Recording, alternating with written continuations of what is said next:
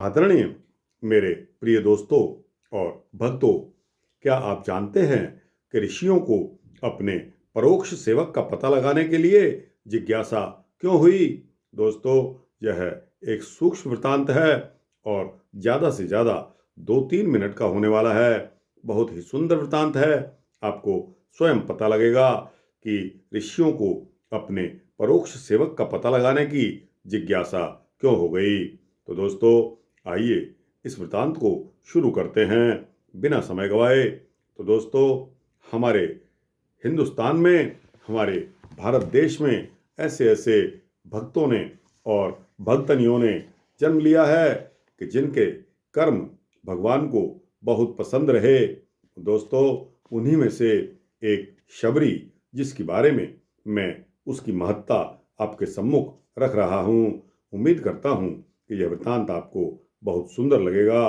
दोस्तों, यद्यपि शबरी जाति की भीलनी थी, किंतु उसके हृदय में भगवान की सच्ची भक्ति भरी हुई थी। बाहर से वह जितनी गंदी दिखाई पड़ती थी, अंदर से उसका अंतःकरण उतना ही पवित्र और स्वच्छ था।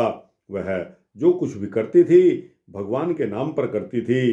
दोस्तों, जिस प्रकार लिखा जाता रहा कि for and on behalf of, उसी प्रकार शबरी का भी यह असूल था कि वह जो कोई भी काम करती थी, भगवान के नाम पर करती थी। भगवान के दर्शनों की उसे बड़ी लालसा थी और उसे यह विश्वास भी था कि एक ना एक दिन भगवान उसे दर्शन अवश्य देंगे। शबरी जहाँ भी रहती थी, उसका वन में अनेक ऋषियों के वहाँ आश्रम थे।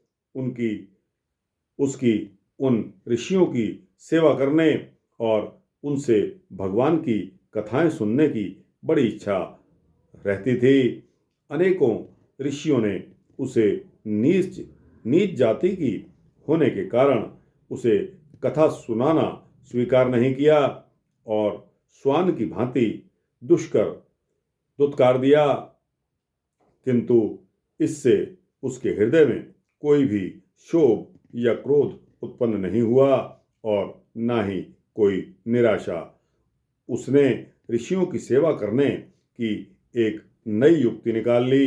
वह प्रतिदिन ऋषियों के आश्रम से सरिता तक का पथ बुहार कर कुछ कंटकों से रहित कर देती थी और उनके उपयोग के लिए जंगल से लकड़ियां काटकर आश्रम के सामने जाकर रख देती थी।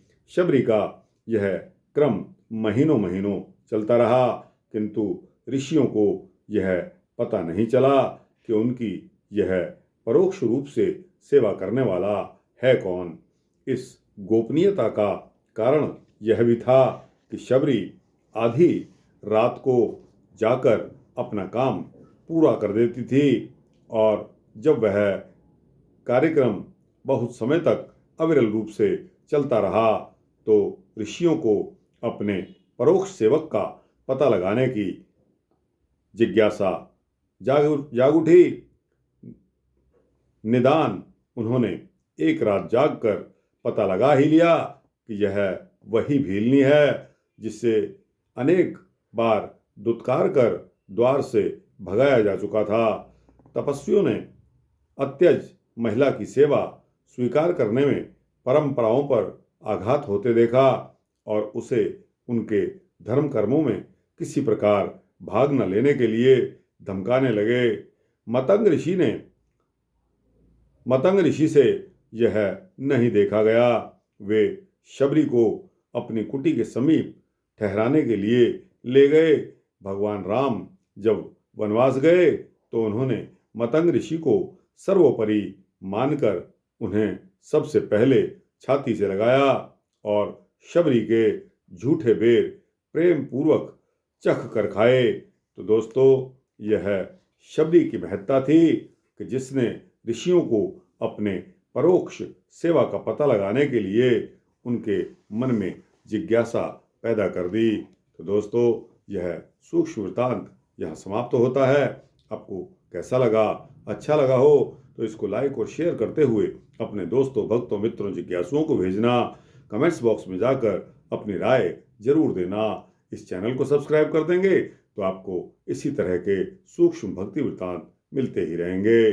जय श्री सीता रामचंद्र भगवान की जय।